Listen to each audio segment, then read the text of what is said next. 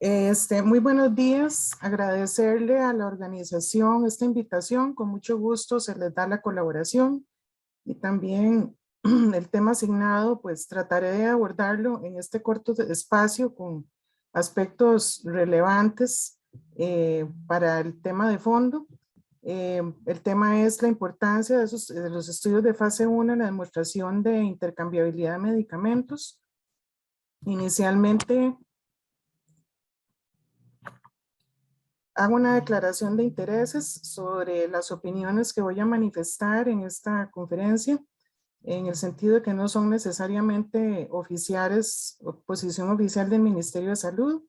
y que además de mi trabajo en el Ministerio de Salud, también laboro como docente en la Facultad de Farmacia de la Universidad de Costa Rica a tiempo parcial.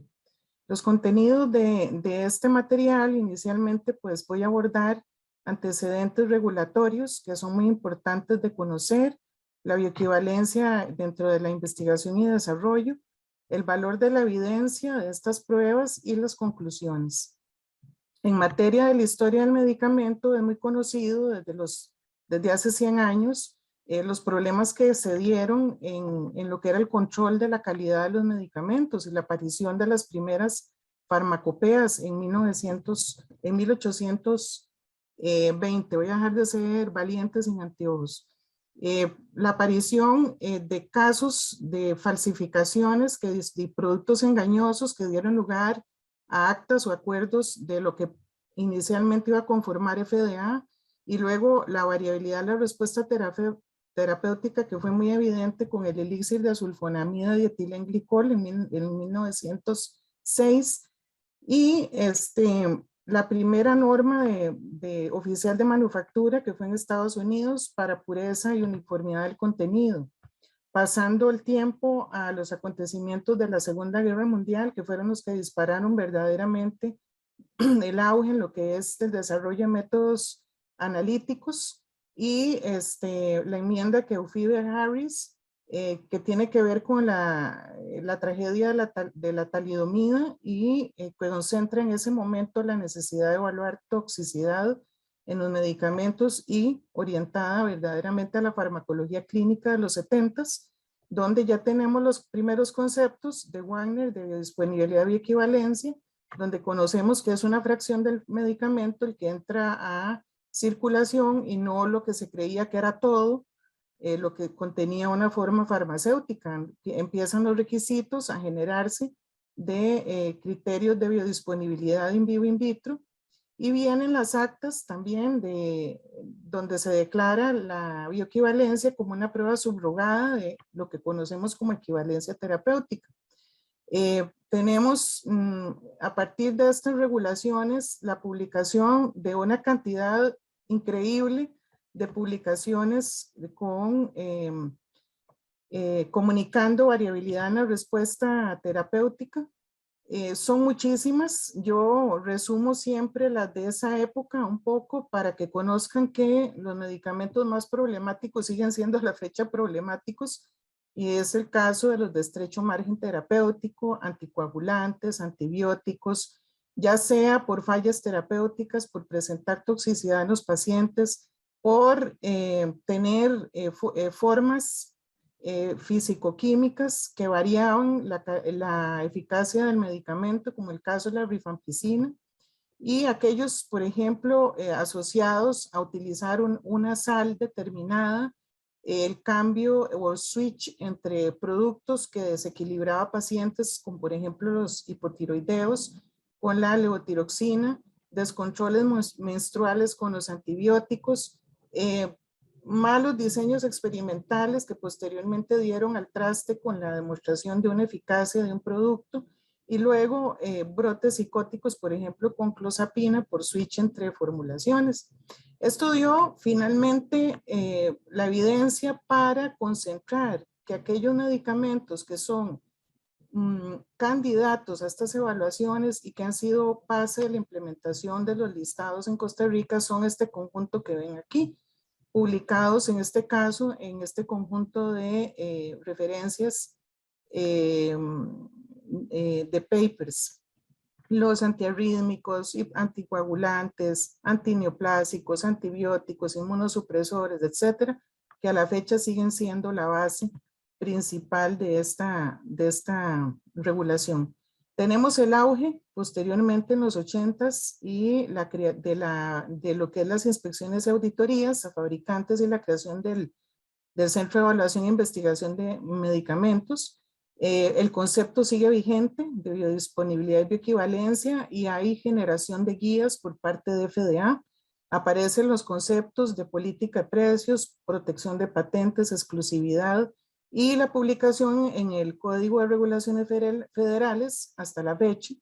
el tomo 21 de todo lo que es la regulación de los estudios de protocolos de bioequivalencia para tanto producto innovador como genérico, en lo que respecta a los términos utilizados, al diseño, a los criterios de toma de decisión, la validación bioanalítica, la presentación de informes, etc. Es en estas épocas de 80s, 90s,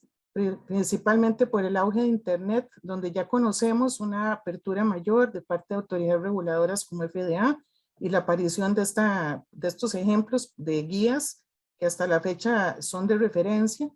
la autorización, la propiamente de genérico y el control de materia prima, las biofarmacéuticas, los cambios post-comercialización, la parte de fisicoquímica, microbiología, toda la parte de toxicología experimental, ensayos clínicos, farmacología clínica, el control de los OTC y farmacovigilancia. Tenemos entonces que a partir de los años 2000 hasta la fecha, aparecen iniciativas de armonización, como por ejemplo el Consejo Internacional de Armonización, que es como se llama actualmente, que antes lo conocíamos como la Conferencia Internacional de Armonización, que a partir de reuniones, por ejemplo, como otras organizaciones como ICDRA, IFMA, generan esta nueva iniciativa para armonizar requisitos y formatos de documentos para el registro de medicamentos, racionalizar los costos de investigación y desarrollo, generar mayor acceso, principalmente en los mercados de los miembros fundadores, que son Europa, Estados Unidos y Japón. A la fecha tenemos estas guías orientadas en 4 grandes vertientes, que son calidad, seguridad, eficacia y la multidisciplinaria. Y las guías iniciales que se publicaron fueron las de métodos bioanalíticos, buena práctica manufactura y buenas prácticas clínicas, que es un estándar a la fecha para nosotros. Al momento, las guías de bioanálisis y bioextensión por BCS están armonizadas para ICH, sin embargo, las guías técnicas de estudios de bioequivalencia no están armonizadas. Hay una guía para EMA, otra para Estados Unidos, FDA, y para Japón. El Ministerio participa en iniciativas de armonización y convergencia. Tiene dentro de sus normativas incorporadas guías de ICH, como por ejemplo en el caso de bioequivalencia está normada desde el año 2005, la buena práctica clínica de acuerdo a ICH. Desde el 99 se participa en la Red Panamericana de Armonización de la Regulación Farmacéutica como miembros activos. Desde el 2009 en los encuentros de autoridades reguladoras de Iberoamérica, OEAMI, y desde el 2011 en la reglamentación técnica centroamericana, además de mantener convenios bilaterales con autoridades reguladoras, principalmente para formación o intercambio de información. En la terminología quisiera aclarar, bueno, aquí hay una parte del video que me tapa los títulos de las láminas, voy a tratar de acordarme. En esta lámina lo que quiero enfocar es que a partir de aquí voy a utilizar una serie de terminología para no generar confusiones y centrar la conferencia básicamente en medicamentos de síntesis química. Tenemos varios escenarios donde se pueden usar distintas terminologías, por ejemplo, de acuerdo al estudio clínico, al tipo de expediente de registro que se presenta, al origen de fabricación del producto, si se vence o no la patente, intercambiabilidad en la práctica clínica o el tipo de mercado, ya sea innovación o clásico. Yo me voy a referir de aquí en adelante a la terminología del producto innovador, que aquí está definido de acuerdo a nuestro RTCA vigente, como el producto que fue autorizado por primera vez en el mercado sobre una documentación completa de estudios de calidad, seguridad y eficacia. Y el término genérico, que en realidad es un equivalente farmacéutico, es bioequivalente a un innovador, tiene una apariencia casi idéntica al producto innovador,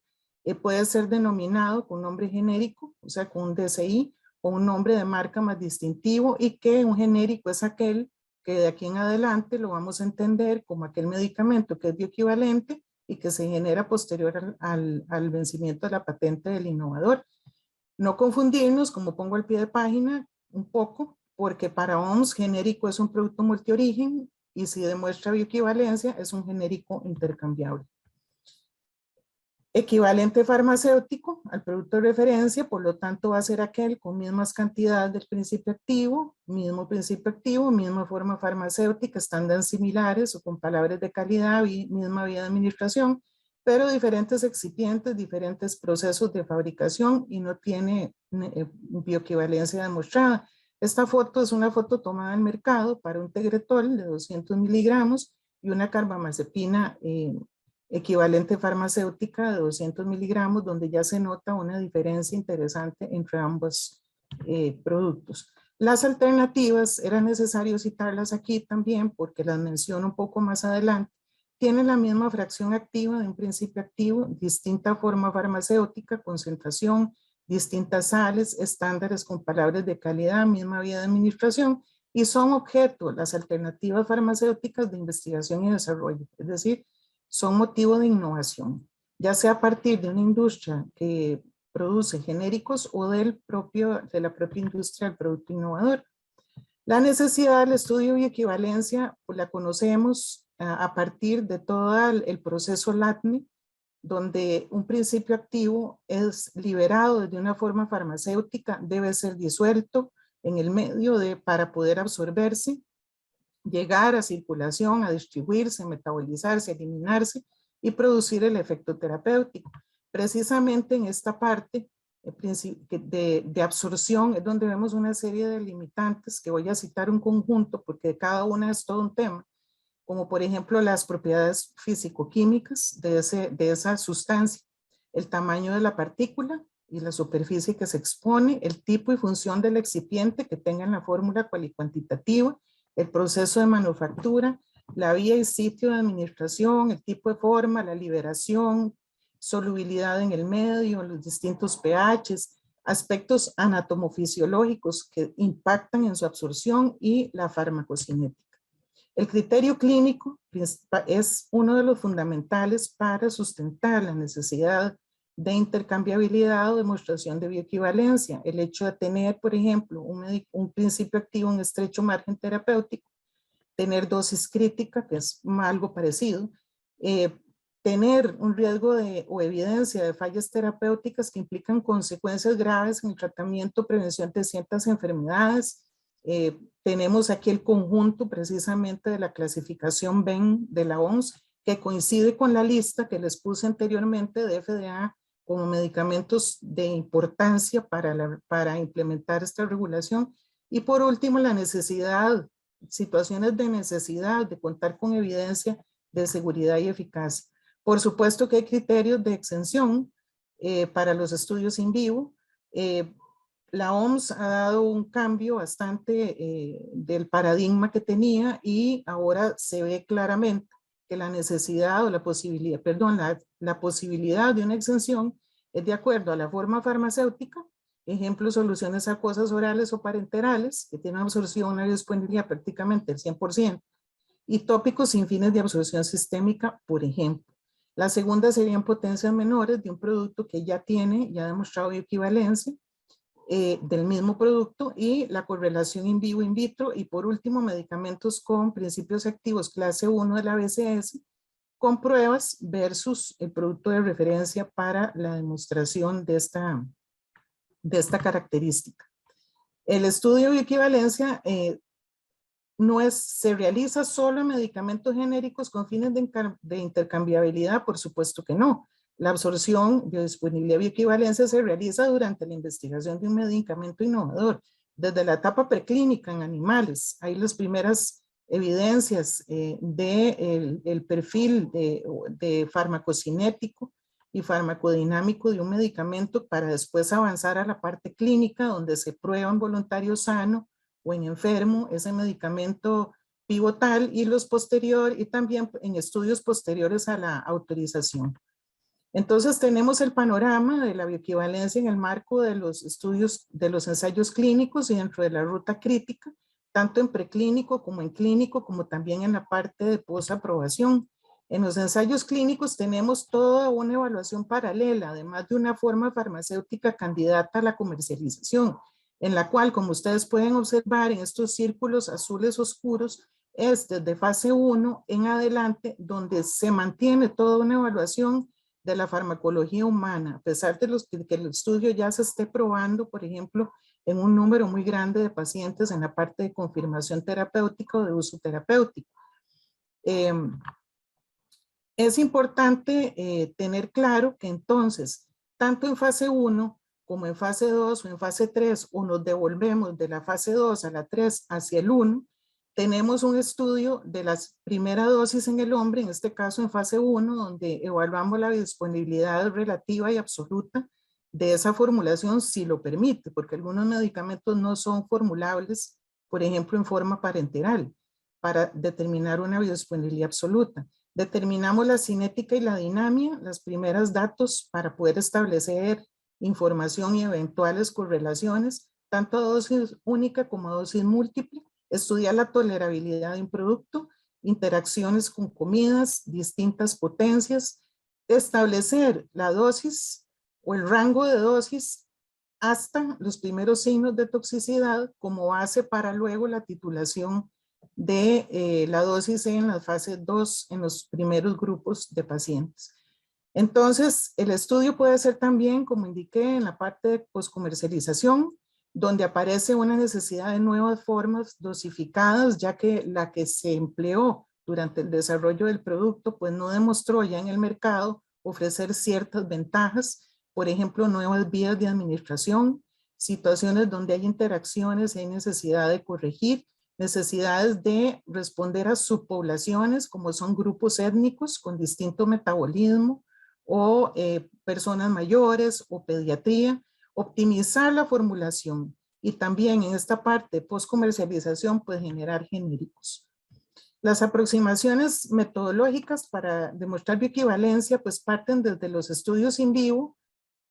hasta pasando por la observación clínica, respuesta farmacológica, farmacocinética en orina y farmacocinética plasmática como la más robusta en el sentido de generar evidencia. En la jerarquía de evidencia, el estudio de bioequivalencia simple y común y estándar es un estudio 2x2, es un estudio aleatorizado y por lo tanto mantiene una fuerte evidencia de la información generada. Esta es la pirámide que he puesto porque hay varias, en este caso es la de Sackett, que la incluí para demostración. Entonces finalmente el producto genera una gran cantidad de información que es sometida para su autorización. Estas son las partes, las 4 partes más importantes y lo que quiero destacar con esta lámina es que precisamente posterior al vencimiento de la patente, el abreviado o el producto genérico, en este caso presenta una parte únicamente de este expediente de registro y apartados como el de toxicología y farmacología y el de seguridad y eficacia son soportados a través de la evidencia de bioequivalencia. Por el tiempo limitado he escogido una serie de publicaciones muy clásicas y que considero importantes para el tema. La primera es esta, que es de nuevo en el tema de la evidencia, son de aquellos estudios que están basados en bases de datos como el de Cristofoletti y el de Ramírez y colaboradores, donde a partir de bases grandes de resultados de estudios de bioequivalencia, en el caso de Cristofoletti, por Anvisa, donde estudiaron 500 estudios clínicos, y en el caso de Ramírez y colaboradores, de 124 estudios de bioequivalencia realizados por un centro de investigación, se dieron a la tarea de revisar si aquellos productos que habían sido bioinequivalentes tenían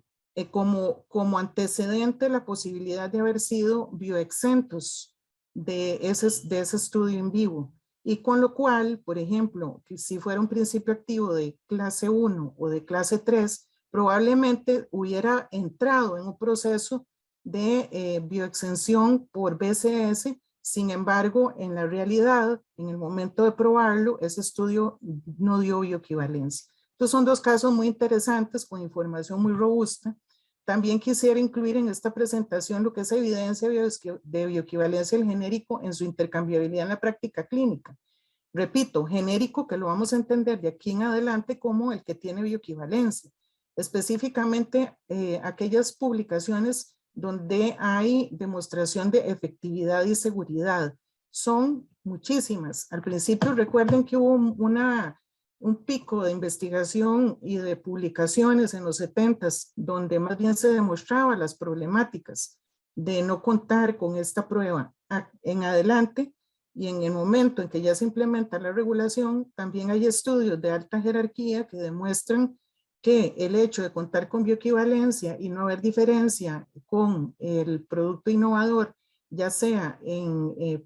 principalmente en la práctica clínica, que sería la efectividad y seguridad, pueden demostrarlo claramente. No es el caso de medicamentos utilizados en la enfermedad cardiovascular, donde vemos, por ejemplo, este metaanálisis y revisión sistemática realizada por Kelsingen, donde no hay diferencia encontrada en cada uno de los distintos clases terapéuticas utilizadas en esta enfermedad. No se encuentra, este estudio fue dirigido precisamente a demostrar que no hay evidencia de superioridad del producto marca con respecto al genérico intercambiable en los resultados clínicos. Les anoto además esta de Manzoli, que es un estudio muy bonito, italiano, en 2.609 pacientes con un metaanálisis de 52 ensayos clínicos. En este caso se evalúan desenlaces blandos y también duros y particularmente para los IECAS, porque el paper tiene evaluación por todo el tipo de o clases terapéuticas. Específicamente pongo aquí el ejemplo de los IECAS, donde la evidencia entre medicamentos de marca respecto al genérico fueron indistinguibles.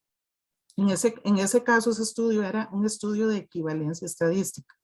Con antiepilépticos tenemos el tema, por ejemplo, del switch, algunos de ellos con dosis crítica o estrecho margen terapéutico. Esto es un estudio del 2010, pero es un estudio prototipo en 1.762 pacientes hecho en Columbia Británica, donde se evaluaban episodios de convulsiones que aparecían cuando a estas personas se les cambiaba el fabricante del producto antiepiléptico. Este es un estudio donde va dirigido a demostrar la necesidad de la monitorización de niveles plasmáticos. Aquí tenemos ácido valproico, fenitoína y carbamazepina, que son típicos. Y el autor además amplía sus resultados hablando del problema del switching, pero que también puede haber factores de fondo que generaban el riesgo de eventos, como por ejemplo que no haya adherencia, que el paciente o el médico hizo un cambio en el esquema, que hay problemas de variabilidad entre lotes del mismo producto, que no tuvo acceso oportuno al medicamento y que no se le dio un servicio de monitoreo de niveles plasmáticos. Con warfarina hay muchísimas publicaciones. Aquí he anotado 4,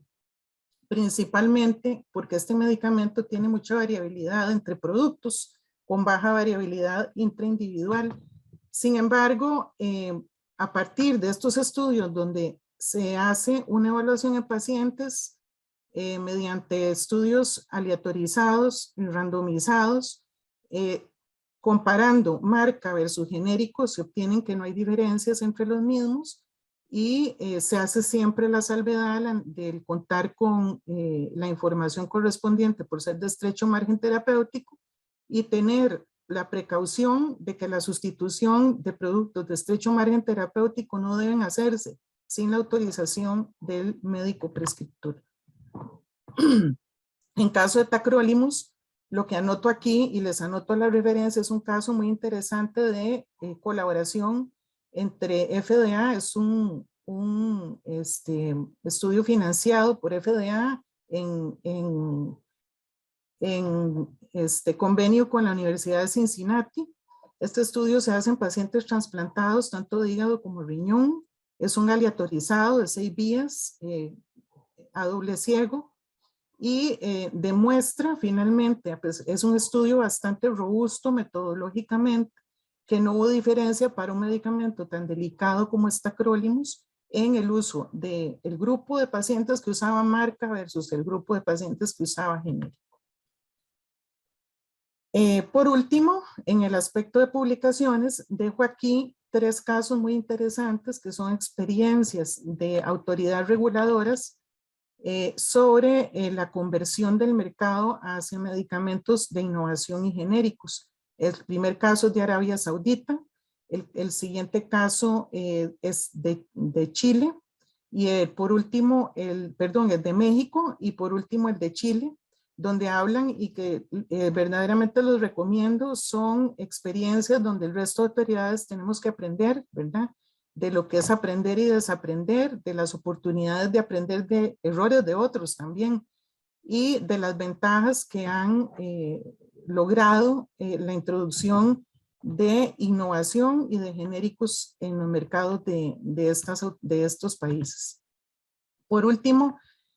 como el tema es muy corto, solo mencionaré que actualmente hay un gran avance biotecnológico y que los diseños de los estudios, principalmente de farmacocinética y la generación de evidencia, principalmente para ser tratada por farmacometría, es actualmente muy grande, con orientación al paciente, con inclusión de más diversidad de participantes, buscando mayor eficiencia y principalmente buscando en este momento aprovechar, por ejemplo, datos bayesianos y in silico generados por computadora para poder lograr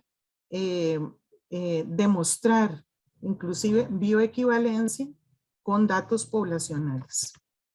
En las conclusiones finales de esta presentación, la primera sería que considerar como genérico intercambiable con el producto de referencia aquel que se sustenta en resultados obtenidos al comparar de manera rigurosa y bajo normas técnicas de referencia internacional su comportamiento farmacocinético mediante ensayos clínicos de bioequivalencia, que estas normas actualmente definen con bastante precisión la forma en que deben realizarse estos estudios, su diseño, cuáles deben ser sus parámetros, cómo debe realizarse el análisis, los límites de aceptación para confirmar o rechazar que las formulaciones estudiadas puedan considerarse como equivalentes. Tercero, tener presente que es necesario un ajuste regulatorio con estándares internacionales de excelencia ante la globalización de la investigación, la necesidad de innovación y competitividad tras vencimiento de patentes que empezaron prácticamente desde el año 2015 en adelante para generar más productos y su acceso en el mercado. Y por último, pues prácticamente lo que estoy indicando,